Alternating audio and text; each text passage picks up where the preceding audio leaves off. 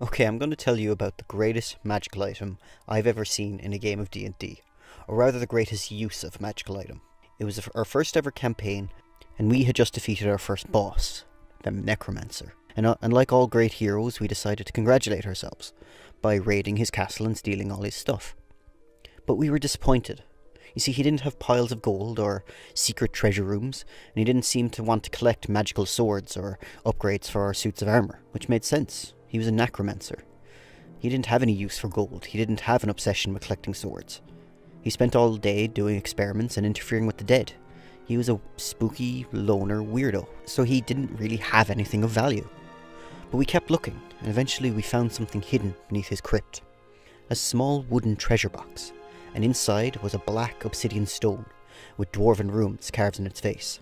Grimmel, our dwarven cleric, read the stone, and the runes simply spelt out murder.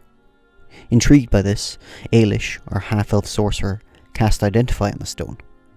But our DM wouldn't tell us what it did. Instead, he took out a post-it note. He wrote something on it, folded it in half and put it inside a brown envelope. He placed the envelope on the table in front of us and said that we could open it only after we had activated the stone. For the next 3 sessions, the envelope sat there, and we became obsessed.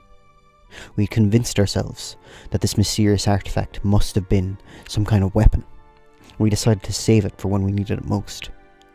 So every time we encountered a tough enemy, we deliberated between ourselves. Should we use the stone, or should we save it for something more dangerous?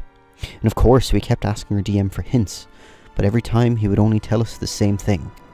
Activate the stone, and then you'll know what it does. Well, we came across a green dragon, and after a series of poor decisions, and even worse dice rolls, my comrades had fallen.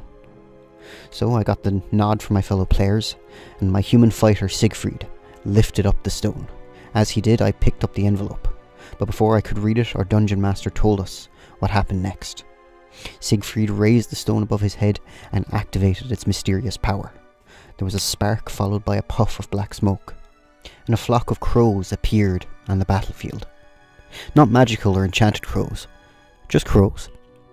Siegfried was devoured immediately. Our campaign had ended, and we had all died at the hands of the green dragon.